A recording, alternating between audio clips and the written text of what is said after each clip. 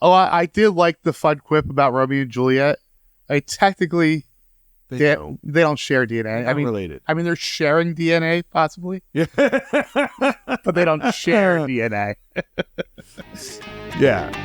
They're not actually siblings.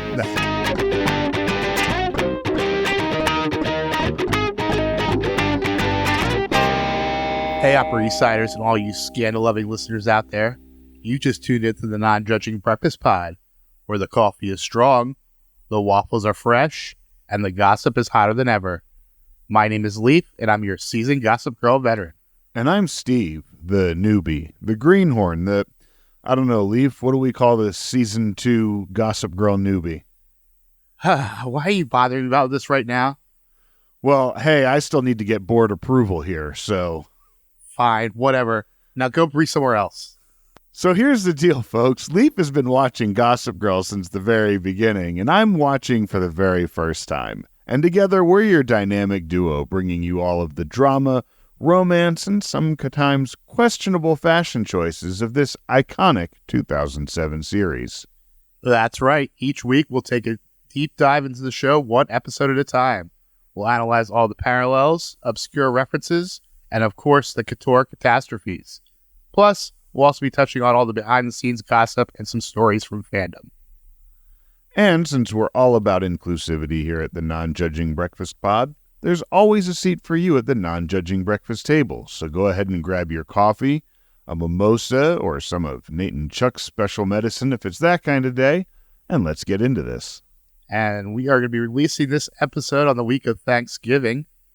So we will be talking about Season 2, Episode 15, Gone with the Will. Of course, based on the movie and novel Gone with the Wind. Gone with the Wind, yeah, of course. Not a favorite of mine. Never seen the whole thing start to finish. I know my parents would watch it sometimes when it was on, and it would not captivate me enough to watch it. And then by the time I should have just sought it out and watched it on my own, I never did. Well, I mean, besides for the whole antebellum theme of it all, the main relationship is very abusive. That was what I always understood. So that's not for me. Yeah, there was really nothing about it that I found appealing. But this episode originally aired on January 12th, 2009, and it was written by Amanda Lasher, who last did Pret-a-Porter, and she's pretty much 3 to 4 episodes a season from Season 2 to Season 5, so she's here to stay. Yeah. And it was directed by Trisha Brock. This is her one and only episode of Gossip Girl, but she has been directing TV since 2012. Some of the notable shows she worked on: Grey's Anatomy, Veronica Mars, Ugly Betty, The L Word, Breaking Bad, 30 Rock, The Walking Dead, and Bridgerton. You know, it's funny. I'm starting to find that, when we have these one episode directors, they tend to have really good directing, even in spite of some bad writing. I found there to be a lot of bad writing in this episode. This episode I felt was written to just get through it with these huge bombs that could have been so much better. Why don't you go ahead and read the Vulture recap? All right, so the Vulture recap. Watching last night's episode of Gossip Girl, we felt like we were listening to a song composed only of choruses. Like we were eating sundae without the ice cream, or watching a figure skater perform a set of only the insane pirouette moves. All can be the best parts of their respective experiences, but they are best not gorged on alone, lest you end up nauseous and dizzy.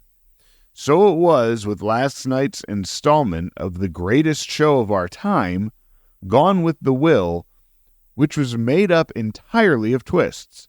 Chuck found out his dad left him in charge of Bass Industries, then had it taken away due to the machinations of his uncle and a fine print morality clause less than 40 minutes later. Things seemed like they were going to be okay with Blair and Chuck for at least one episode, but they weren't, and she threw peonies at his feet. Forever. Dan and Serena seemed like they were finally doomed. Then they weren't. Then they were again. But most head-spinning of all was the plotline between Lily and Rufus, which, playing out in a Boston hotel room, felt like The Exterminating Angel meets Days of Our Lives. In the beginning of the episode, the once and forever lovers swore their relationship was over and were told they couldn't meet the child that Lily had given up for adoption. Then they were told maybe they could meet the child, then they were told they couldn't again. Ever. Then they had sex, after which it was indicated they may be able to meet the child after all. So they hot-footed it to meet the child's adoptive father, only to find out, actually, the child was dead. He had drowned just last year. Too late, but also convenient. Too convenient. It turned out the kid wasn't dead. They were just having the wool pulled over their eyes by some sneaky Bostonians. Double convenient. All that said, there were some funny lines about tuna fish sandwiches and some surprisingly realistic moments. Yeah, I guess I think it's pretty spot on. I mean, yeah. that they really did just try to cram shit. He's it. He's out. He's it. He's out. Yeah. And what's with all the shade towards tuna fish? Yeah.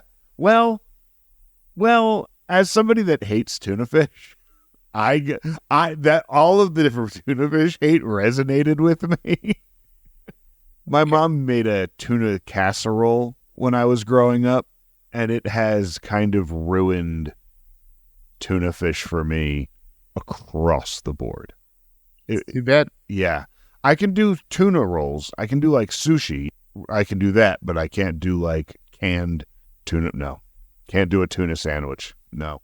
It's why you get like canned tuna rolls as well, like mayonnaise and tuna in a roll. See, yeah, not gonna yuck your yum. Not gonna yuck your yum. Go ahead and get into the episode. Act 1 begins. The episode opens with Chuck getting dressed while Gossip Girl narrates. When most people lose a parent, they inherit sorrow, loss, a closet full of outdated clothes. But on the Upper East Side, death's sad chapter comes with a silver lining, or a gold one if your relatives invested wisely in precious metals. And this was pretty much just sort of a montage of people getting ready. And they pull up. Yeah. We shift to Jack exiting his limo with a smirk on his face. Blair shows up and rebuffs Jack's attempts to ask a high school student to come out with him later. Jack threatens to tell Chuck about whatever it was that happened on New Year's. Yeah, Jack, you're obsessing over this teenager. So we lose one inappropriate relationship with Aaron leaving, and now we got another one to take its place. Yeah, and he's trying to groom her in real time, like only knew her since New Year's. Gross. Well, he actually provided another longer. He probably knew her, like holidays or something. And that makes it even creepier that he's known her since she was like a little girl. It's some Les Miserables shit. Yeah. Blair and Jack beat up with Chuck and are soon joined by Nate. Chuck thinks the will is just one last chance for Bart to show his disappointment in his son. So glad to see Nate. It was so nice of Nate to show up for Chuck and be there. Yeah. And is he still using public transportation? Because the buses were like right behind him and they pulled away as he walked up. That is true. He probably is. Yeah, respect. And it was just always the good friend. It just really put a smile on my face. Nate, a man of the people. In Brooklyn, Jenny and Dan are arguing about Rufus and Lily's relationship status. Dan is still clearly keeping the secret. As the scene ends, we see Dan ignore Serena's call. Yeah. Any Dan hate that there may have been in this episode from people, I think is undeserved. I feel for him this entire episode. I just felt like avoiding Serena had to just be really tough on this kid. And the one thing that the Vulture report mentioned was the very real moments. And I think Dan really is that moment every time he's on. And what he said to her at the end is like, I couldn't be around you and lie to you. Yeah. It was, Dan was amazing in this episode. At the will reading, Chuck is left with all of Bart's personal assets. However, Bass Industries is split 3 ways. 49% goes to Lily and the board, while the controlling 51% is revealed in a personal letter to Chuck. Chuck, however, declines to read it. Yeah, very Chuck. Very, I don't want to hear my dad's disappointment. Also very predictable as to what was in that letter. And, we see Blair and Nate sitting outside the office because they're not allowed in, but of course Blair has to meddle and barges in and takes the letter from Jack and opens and reads it. Yeah. Apparently Bart had faith in Chuck after all, but Chuck says too little, too late, and offers to give the company to Jack, who seems to really want it. Yeah. With a creepy wink at Nate at the end of it. Yeah, so the forums also noticed that. To me, that was more of a, okay, sport, this is mine. I got that. I took it the same. I didn't take it as innuendo or as sexual. I took it as still just You're a kid. Slimy. Yeah. Slimy like, hey, I just won. Like, oh, you're bragging to teenagers that you party with. This guy. Yeah. We get some Serena Eric time, and Eric is complaining that Jenny keeps third wheeling on his dates with Jonathan. They arrive at school, and Jenny is with Jonathan, and they have already planned a night for the 3 of them together. I really hated this whole storyline.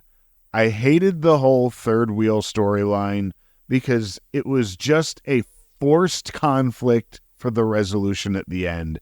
And they have other things that could be better. I don't think that was forced at all. And I saw several people in the forums mentioning that same exact situation happening with friends of theirs. Really? Yeah, it's apparently. And they also commented, it's basically a Will and Grace stereotype. It's like basically Will and Grace. Yeah, that's fair. I get that. I think that my problem with it feeling forced was that it just sort of felt like it came out of nowhere that all of a sudden this is a problem, and it didn't see. I don't know. It felt forced. It felt like they really needed to find conflict for them, and that's true. But I just don't think it was forced. You got to remember, there's a time jump, so this has been going on for a few weeks. Apparently. That's true, and that is one of those things that I need to remember, that there is a time jump, and that this is also, as you brought up, the Will and Grace thing, which makes it so much more relevant to the time that this was happening. Mm-hmm. Serena finds Dan in the courtyard. Serena is convinced that Dan's avoidance is because he thinks their parents are hooking up, which she assures him they aren't. Dan is once again forced to lie and pretend to go along with it. Fuck you, Rufus. Yeah, again, felt so bad for Dan, and fuck you, Rufus. Speaking of, Rufus and Lily are in the waiting room, and Rufus gets a call from Dan. Rufus reiterates that Dan needs to continue to lie for Lily. However, the minions overhear Dan's line about lying to Serena, of course. Yeah, and once again, fuck you, Rufus. And I love that Dan went at him and was like, you're the one, you know that we had to break up because there were secrets all the time, and now I'm the one doing this. You know it's not okay. Fuck you, Rufus. Fuck you, Rufus. Outside the palace, Blair insists Chuck read the rest of Bart's letter. Jack is pulling a Chuck by lurking in the shadows, mean-mugging. Damn those kids. Yeah. I would have gotten away with it with the meddling kids. And I liked that Bart trusted Chuck enough to leave him with an umpire. That in the end, but also you have to assume that Bart didn't think that he'd be going out this soon. Yeah. Bart was like, I'm sure I've got a few years before this is going to take effect. I'm sure he'll grow up by the time this actually matters. You say the Eric and Jenny thing is forced. This is forced. Oh yeah. Well, I felt like there's no way Bart would reverse that fast and leave him the company. Yeah, yeah, exactly. I felt again, most of this episode felt forced. Really, And maybe that's why I felt that the Jenny thing was, because I just felt like this whole episode was just being shoved down my throat. Mm-hmm. Dan is exiting class when everyone in the courtyard gets a blast and starts staring at Dan. Gossip Girl has this to say. Is lowly boy cheating on our queen? Sound unlikely? Does the name Georgina ring a bell? Get out your shovels and start digging the dirt, kids. Gossip Girl's going to need a little help getting to the bottom of this mess. So awesome. This is the first time in a while that we've seen Gossip Girl as an active participant character in the show. And she put a hit out on Dan. Amazing. We haven't seen this in forever. And I just thought that was really fucking cool. We move into Act 2. Chuck comes back to the palace to confront Jack and declares he changed his mind and that he plans to follow his father's wishes vis-a-vis take over Bass Industries. Jack tries to dissuade Chuck and is clearly angry about it, but steps aside, at least for the moment. You noticed that Thai girl I was about to take home had a penis, so we're even. Nothing like a little transphobia about Nothing like a little transphobia to get through a scene. But definitely checks out for someone like Jack. Or like Jack. And like Jack. Well, exactly. That was... And also, he just shows he can't be trusted. His reaction to Chuck. Yeah. Chuck, like, you can't trust this guy. Even though he's probably right that Chuck is nowhere near ready to run $1 billion. Absolutely. Absolutely. But you can't trust him. But you can't trust him. Well, yeah, if anything, Chuck should hire someone he can trust to help him run the company. Only he had a stepmom. Yeah. who is a huge shareholder as well. Mm-hmm. And also, isn't he turning 18 in like 5 minutes? Yeah, because Blair is already 18. Well, exactly. Like, till your 18th birthday. He's a senior in high school. So he's waiting till what? Like, at the latest September. like when he's entering freshman year. Like, one of the recaps I was looking at, they said they watched with their lawyer friend, and that was one of the many lawyer things that were wrong with this episode. It would have been 25 at least. Really? For running the company or for the trust? For the trust. Really? I didn't realize. I thought that because I found that to be believable, but that's really funny. Dan comes out of class to find his locker ransacked. Blair kicks one of his books as she's taking a call from Jack. Jack wants Blair to help him throw a party for Chuck, to which she reluctantly agrees. Yeah, Jack, again, you're being gross and flirting with a high school kid. So disgusting. So yeah, so bad. Rufus and Lily are meeting with a lawyer who did track down their son's adoptive parents, but because it was a closed adoption, the best he can do is tell the parents that Rufus and Lily would like to speak to them. Lily points out that Rufus is a selfish prick. Because Rufus is a selfish prick. He is such a selfish prick in this whole ordeal. Yeah. And here, his kid is begging him to come home. And he's like, but all I am is a dad. Then go be a fucking dad. I mean, yeah, so maybe they will change their mind, but you can still wait from home. They can make a phone call from Boston to New York. Yeah, you can be there in a few hours. So ridiculous. Again, forced. Like, I can't entirely blame Rufus the character because I feel like the writing is, at this point, it was shitty up until now anyway. Right now, it again just feels like they're trying to force this more.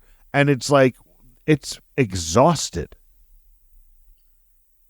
Blair and Serena are walking in the halls discussing Chuck's party and the Gossip Girl hit on Dan. Despite Blair's mocking of them, there's nothing wrong with tuna sandwiches, in theory. However, keeping one unrefrigerated in your locker is pretty fucking gross. The minions are fucking with Serena right here. You're right. Keeping a tuna sandwich in your locker is fucking disgusting, by the way. Yes. I've already discussed my feelings on tuna sandwiches. But Serena could destroy the minions. she could fucking destroy them if she wanted to. And like just a few episodes, they were like worshiping the ground that she walked on. Like what happened? Yeah. I think it, again, like bad writing. And also they try to make the Penelope character psychotic at this point. I feel that she's more and more just trying to bully anybody. Well, I think she needs a firm hand. And right now, Blair is just completely distracted. That's been an ongoing storyline. Yeah. So she's going off. She's going off the rails. Because throughout the whole thing, when addressing Blair, they keep Serena's name out of it, knowing full well that it has to do with Serena too. We get a multi-layered scene with Dan and Vanessa in a candy shop. Dan reveals Rufus's secret to Vanessa, but it is overheard by Nelly Yuki, who also steals Dan's phone. However, the scene isn't over, as the minions are back, and they are berating Dan for cheating on Serena again. So, first of all, totally understood Dan opening up to Vanessa. That was probably the one most real scene to me in this. That I can't tell Serena, I'm going to tell my best friend. That made sense. Nelly Yuki stealing his phone. Nelly, come on. Like, that's going to keep you out of Yale. Like, that can keep you out of Yale. Theft. Yeah, but she's desperate after her ploy from last week. Yeah. She's on probation. Yeah. And finally, the mini minions were fantastic. I loved it. You know who I am? Going out with Nate Archibald after striking out with Dan Humphrey? Talk about failing upwards. So good. Yeah, amazing. And just the way that those three just boom, boom, boom, like one they were serving another. Yeah. Jack is waiting for Chuck when he arrives home. Jack apologizes for earlier and convinces Chuck to blow off Blair and come out with him with what I presume are escorts. Yeah. So I'm going to get these escorts for my underage nephew and take him out drinking and get him super fucked up to ruin his plans of taking over this company. The legality, sometimes it just really baffles me when age really just isn't a factor on this show at all. They're white and they're rich. Yeah. And they're men. And they're men, yeah. Don't get much more privilege than that. Serena is waiting for Vanessa at the gallery so she can ask V about Dan. Vanessa lies about knowing anything. Not sure if Serena believes her. When Serena leaves, V texts Dan asking when Rufus and Leah are coming back because Serena needs to know about their son. V. The first scene with Vanessa, I was like, oh, it's like the good Vanessa that like I like having around. V, you could have been a fucking hero here. All you had to say is, Dan has a secret. It isn't his to tell. He loves you.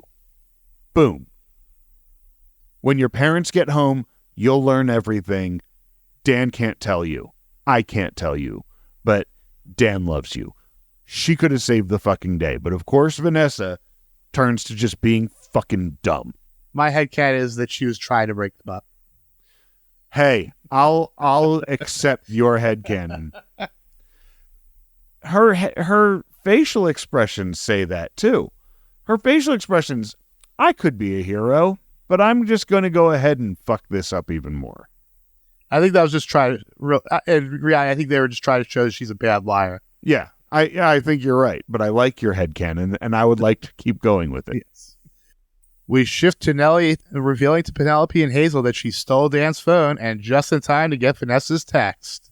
Looks like the secret is about to get out. Yeah, stupid. Fuck you, Nellie. Blair looks simply stunning, prepping for what looks to be a romantic dinner with Chuck. However, she is disappointed when she gets a text from Chuck who says he is working late and can't make it. Yeah. Yowza. Although, Blair, your outfit is saying more than just friends. Yeah. That is not a non-romantic dinner. Yeah, your non-romantic dinner. Practically lingerie. Yeah. The only thing that wasn't made it not lingerie was the fact that I had a belt. Yeah. We see Chuck in the limo looking conflicted for a moment, but then he starts chugging champagne and living it up with Jack's girls. So much for the back of the limo being sacred, eh, Chuck? Chuck fails to notice that Jack is conspicuously not partying. Yeah. Pay attention, Chuck. Pay attention. And this is also really ridiculous because this kid is still in mourning. This kid is still grieving over his dad that died like a couple months ago or a month ago or whatever it is. So like, yeah, he's going to go out and get fucked up sometimes. Let him work this shit out. That's for later. Looks like Chuck made his choice, but careful, Bass. Now that you're a big fish, there are a lot of sharks in this pond. Rufus and Lily are waiting in a hotel room when Rufus gets a call that the parents don't want to meet and asks not to be contacted again. Rufus gets pissy and says it's time to go home. Yeah. Oh, well, now, fine, I'm going to give up. And he's being a dick. He sucks again.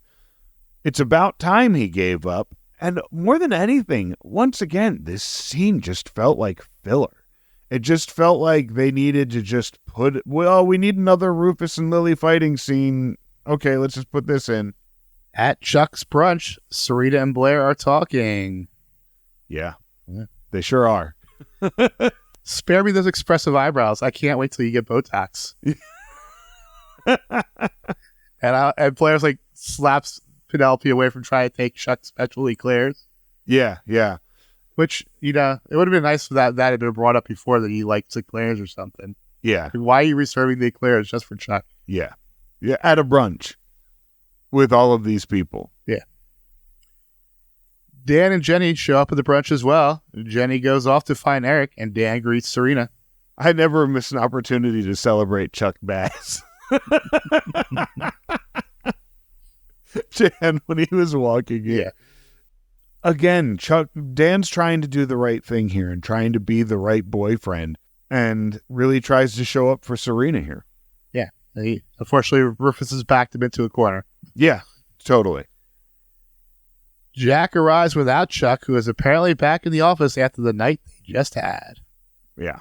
The minions try to get Blair's clearance to release the info on Rufus and Lily's kid, but Blair is too distracted and tells them to release the info before she hears what it is.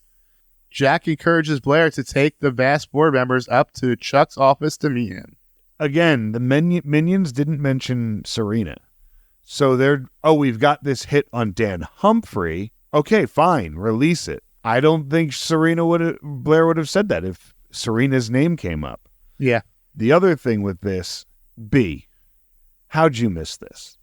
How did you miss taking the board members up to Chuck? She's usually a step ahead of this. How did she not see through Jack here?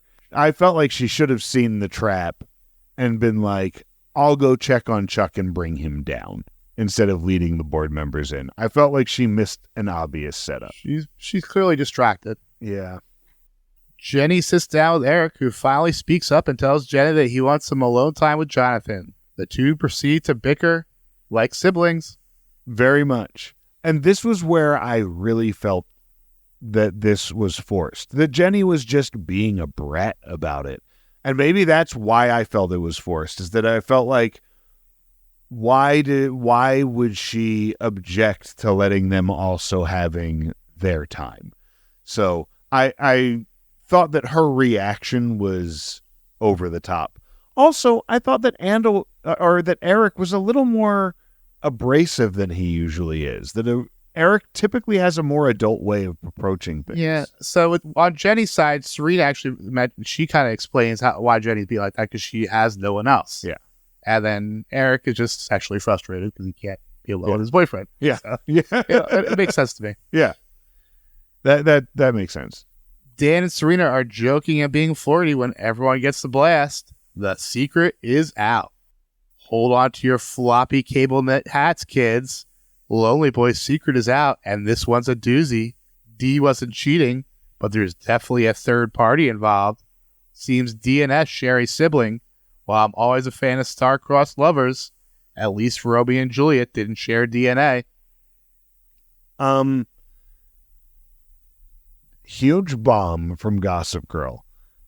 biggest Gossip Girl drop that we've had in a while, as I mentioned before. And it's this reminder that Gossip Girl is a living, breathing character in the show. Yeah. She has been such a narrator for a few weeks. We haven't really seen much plot coming from Gossip Girl, just recap, narration, little things like that. Has there been anything big in a while? I feel like not since maybe the Marcus stuff. Oh, yeah, I think that sounds about right. Well, I did like the fun quip about Romeo and Juliet.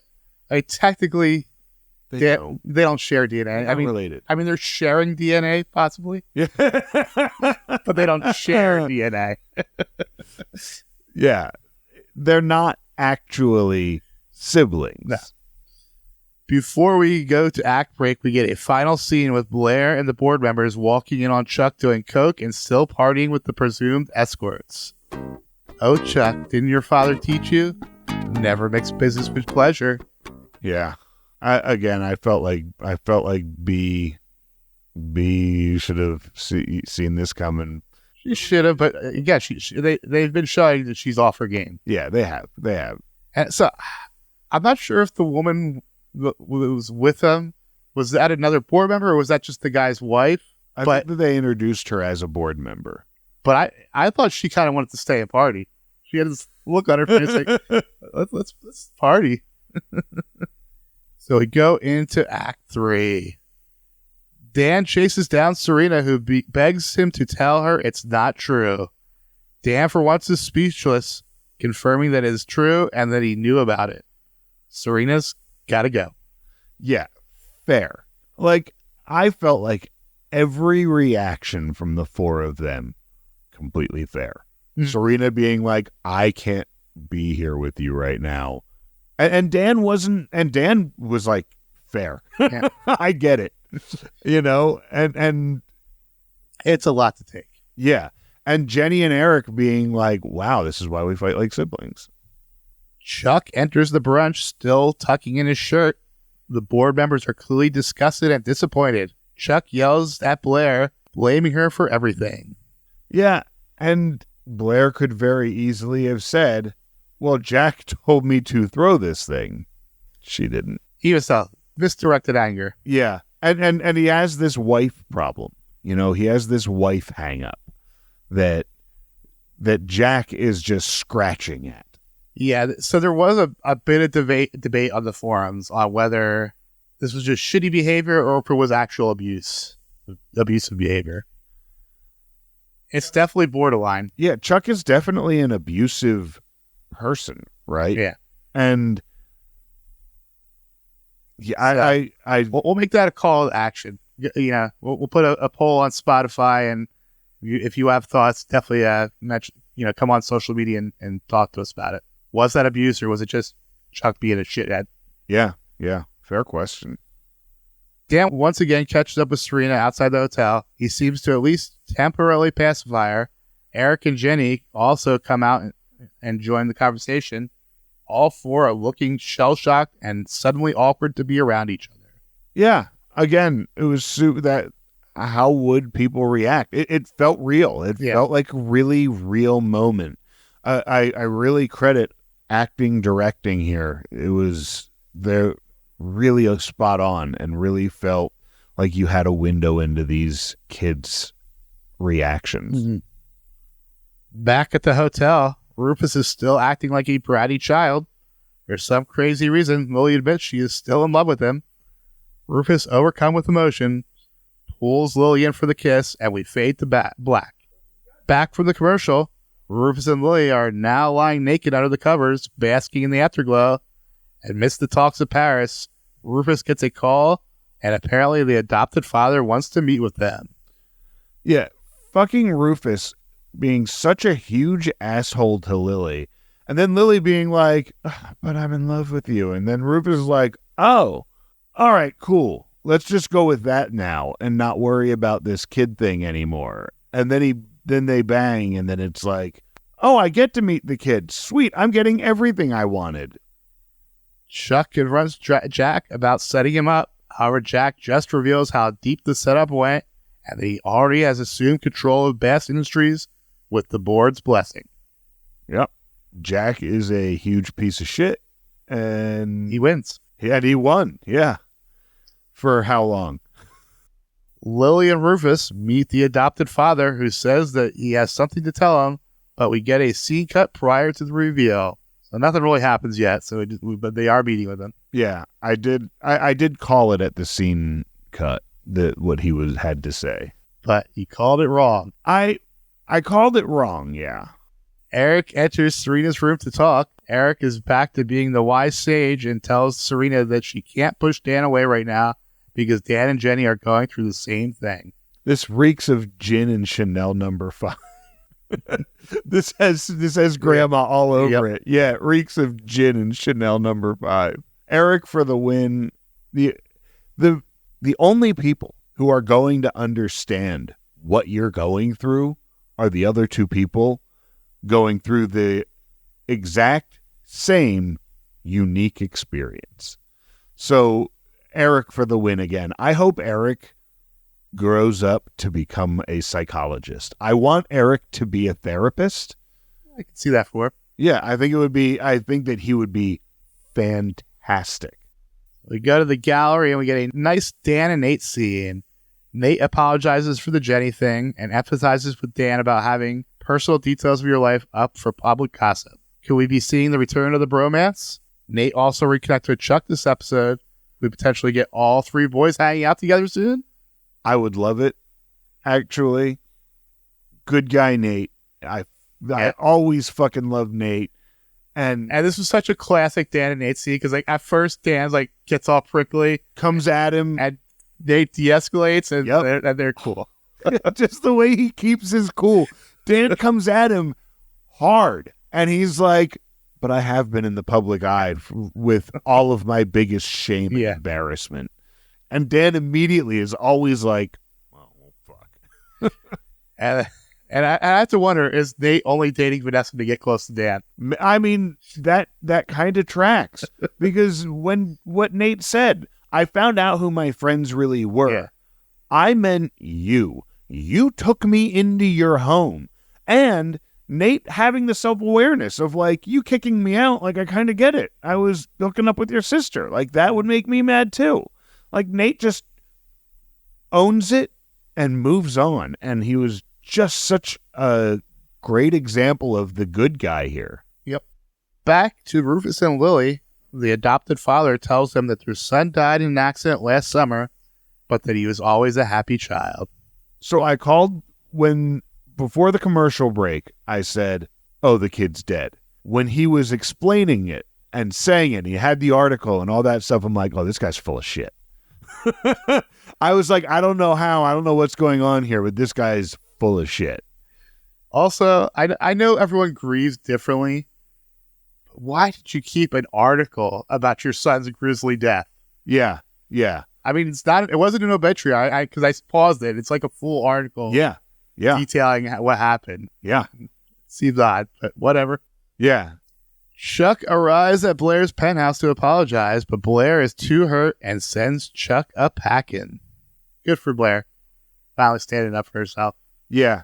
And it was somewhat shitty. Here he is in his time of need, but it's also, you got to put your own life, you got to put your mask on first, right? And she has taken so much from him. And again, that he's not really in a real crisis. He just doesn't have his father's company at 17. Yeah. Well, he did lose his dad, and he does feel... I can imagine this 17-year-old feeling like he's lost everything right now and really needing that person. And I think one of the biggest things that he failed to do right then and there were 3 words that he could have said right there. Could have. And didn't. Although I wouldn't have believed if he would have said it. I think that would have just been manipulative anyway. Mm-hmm. And we move into the epilogue.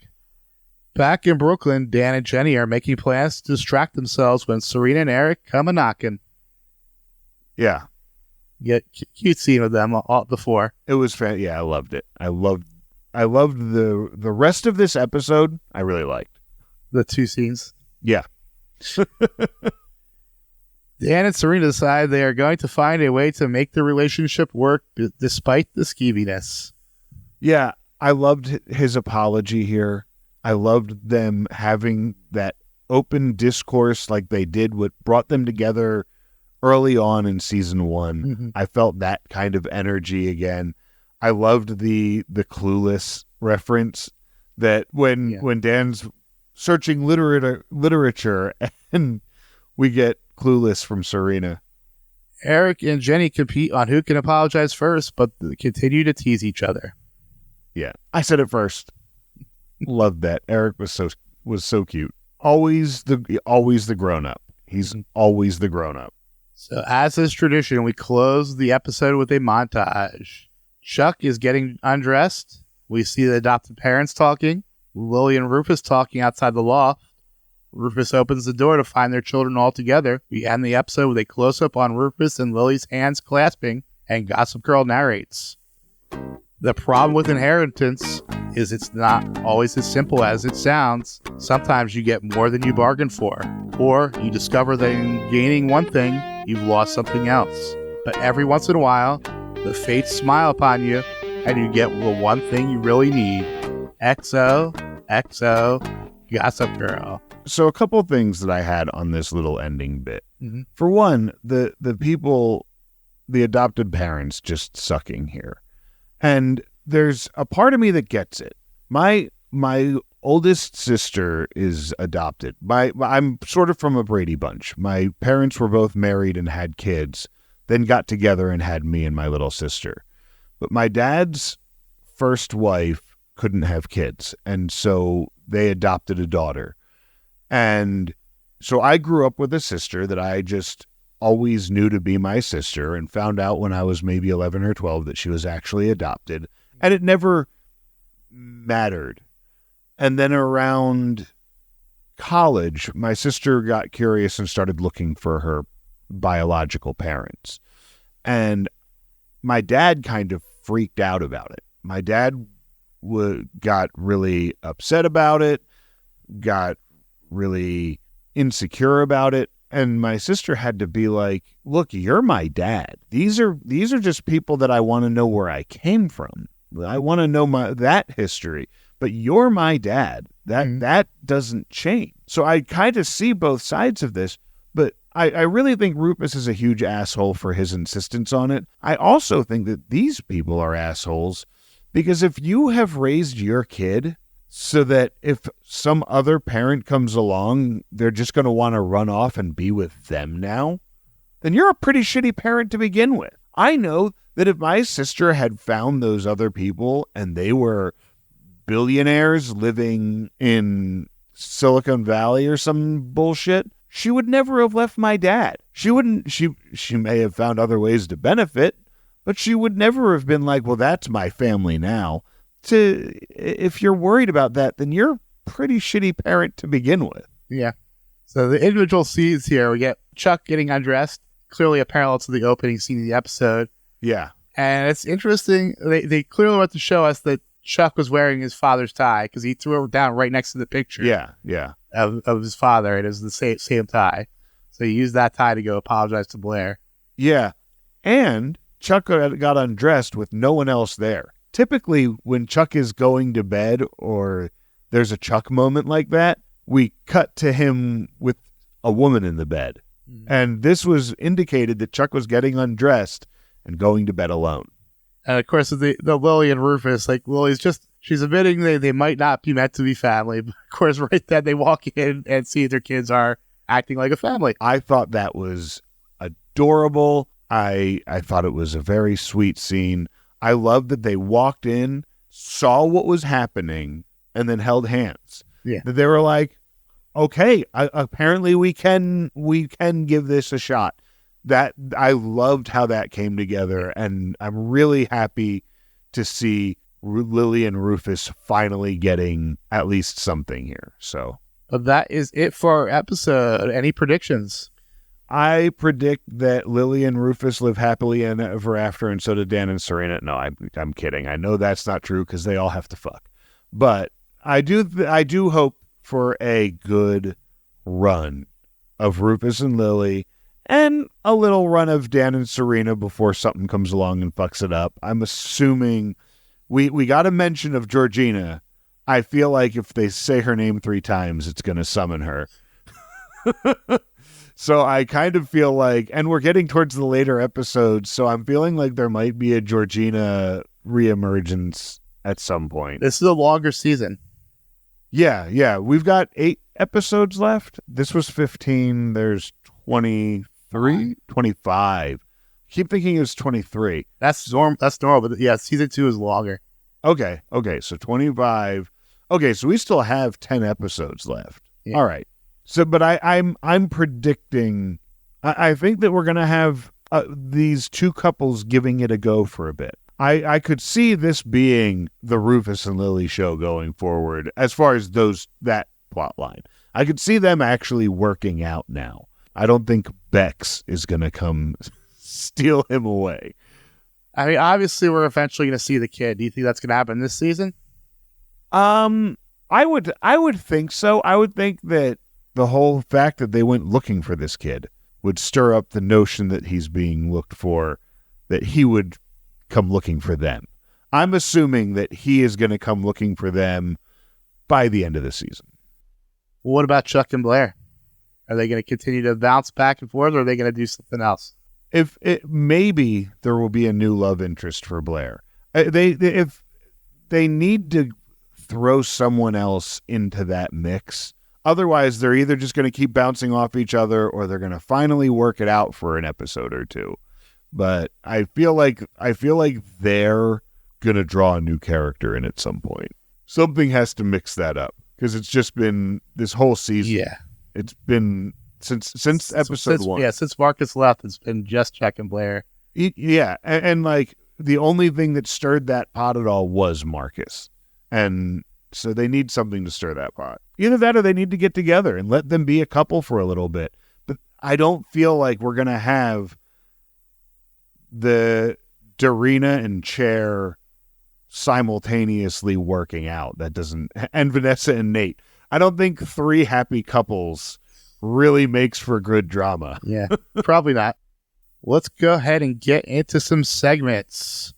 We jumped into the Wayback Machine to take a look at This Week in Fandom. Hello there, Peabody here. And this is the Wayback Machine for traveling through time. And this is my boy, Sherman. Speak, Sherman. Hello. Good boy. We went to fan forum again. So I learned that thing that we saw at the beginning of the season where Canada was getting the episodes early, that's no longer a thing. Oh.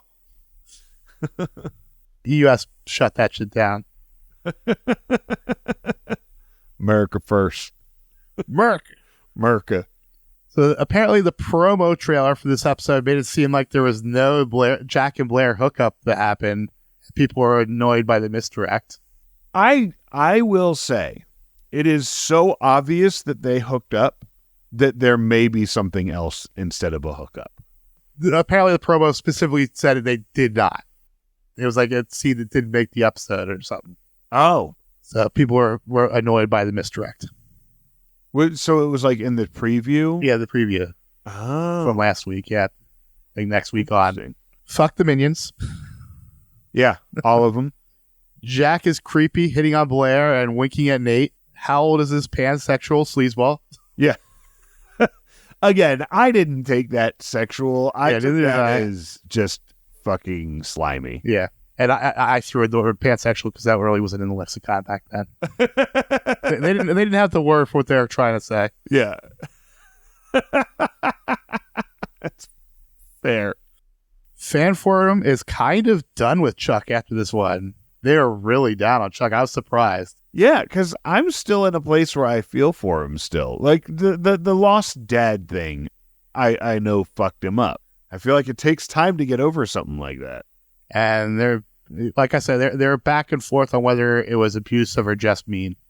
Yeah, especially showing up with the flowers later to apologize.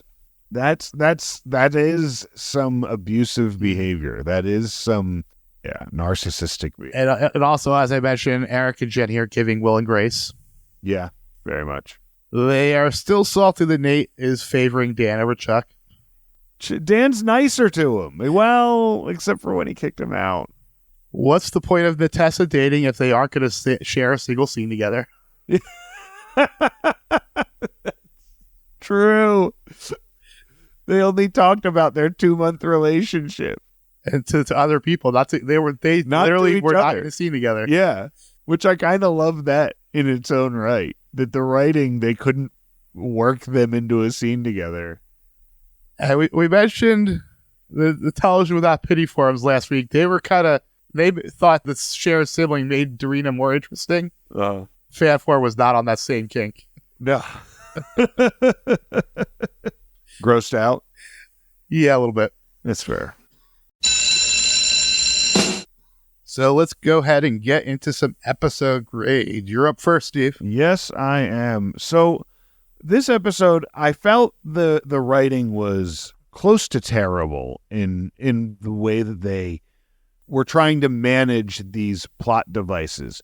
I felt like it was such a big episode with the reveals that they didn't know how to build to some of them. I thought that the reveals were great. I thought the acting was great. I thought the directing was really well done. So I gave it a B, mostly because I felt the writing just really hurt the advancement throughout the episode. So you're giving it a B? A B, yeah.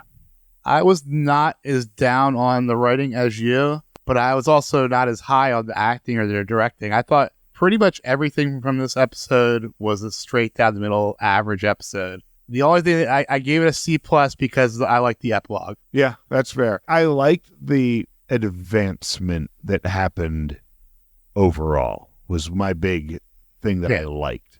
But yeah, it was just kind of an average episode. It really, wasn't great. Moving on over to Stack Watch. Who you got going up? So I have Jack going up.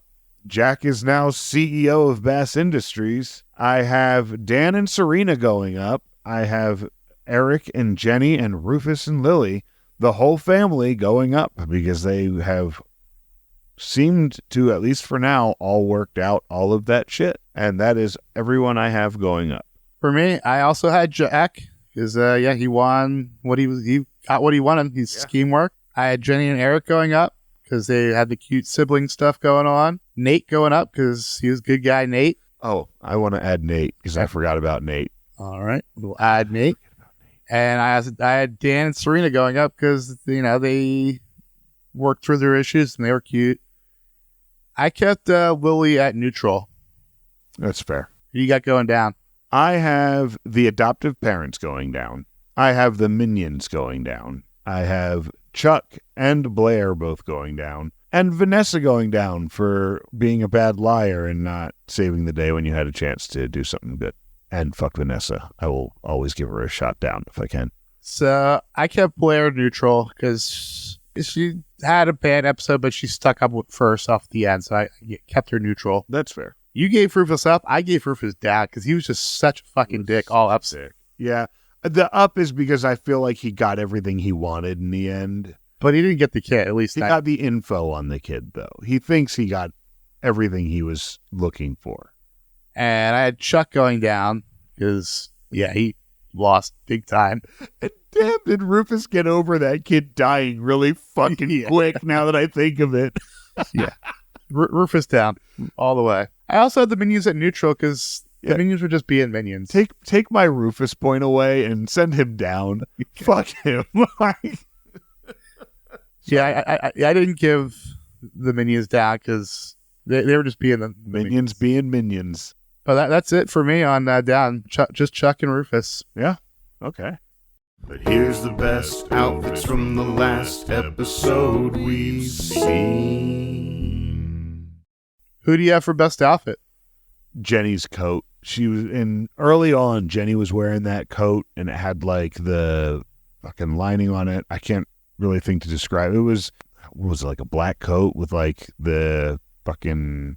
I know no one can see me pointing at my collar, but So I guess I will be the one, and I'll be the horny bastard and pick Blair's dress from her not date. Yeah. Her lonja dress. Yes. So yeah, it was a black dress with waist trim. She had a bedazzled sash belt with a black flower buckle. It was from the fall 2004 Dolce & Gabbana Pret-a-Porter collection. Nice. So yeah. So that is it for segments.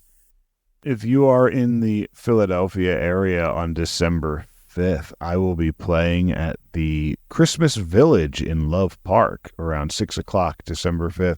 So please stop out and see me. If you want to follow me on social media, you can find me on Instagram at Hot Capicola. You can follow the podcast at Non-Judging Breakfast Pod on Threads, Instagram, and TikTok. And you can also follow on Twitter, X, at NJBpod. If you want to get in touch with us, please drop us an email at nonjudgingbreakfastpod@gmail.com. We would love to hear from you. We'd love to read your thoughts on air. Also, while you're listening, if you could go ahead and hit the like, hit the subscribe, leave a comment. It really helps boost our visibility in the Apple Podcasts. And if you could tell a friend what you're listening to. It's always more fun to listen with more people. Make us the water cooler talk. Get everyone at work listening. And you can also check out our website, nonjudgingbreakfastpod.com, where you can find a lot of cool stuff, including links to our subreddit and our Discord server.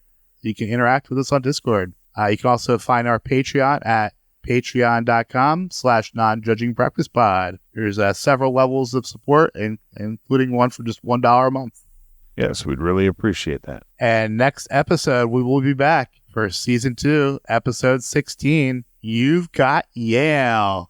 I saw the title. All I saw was the title, and I chuckled. The Max episode description reads: the students find out who is accepted to Yale University. All right, let's get into that. Well, until next time, you know you love us. XOXO. Every time you walk away, run away, you take a piece of me with you there. Every time you walk away, run away, you take a piece of me with you there. Every time you walk away, run away, you take a piece of me with you there. Oh, it seems I'm walking right to your door. My heart's still resting, looking for something more. Are you ever gonna see everything you mean to me? I'm trying really hard to believe. Every time you walk away, run away, you take a piece of me with you there. Every time you walk away, run away, you take a piece of me with you there. Every time you walk away, run away, you take a piece of me with you there. Never feels right when I'm out here on my own. I left last night and it feels like way too long. Are you ever gonna see everything you mean to me? I'm trying really hard to believe. Every time you walk away, run away, you take a piece of me with you there. Every time you walk away, run away, you take a piece of me with you there. Every time you walk away, run away, you take a piece of me with you there. Come back to me. Smile and you'll make my life complete. Every time you walk away, run away, you take a piece of me with you there. Every time you walk away, run away, you take a piece of me with you there. Every time you walk away, run away, you take a piece of me with you there. Every time you walk away, run away, you take a piece of me with you there. Every time you walk away, run away, you take a piece of me with you there. Every time you walk away, run away, you take a piece of me with you there. Every time you walk away, run away, you take a piece of me with you there. Every time you walk away, run away, you take a piece of me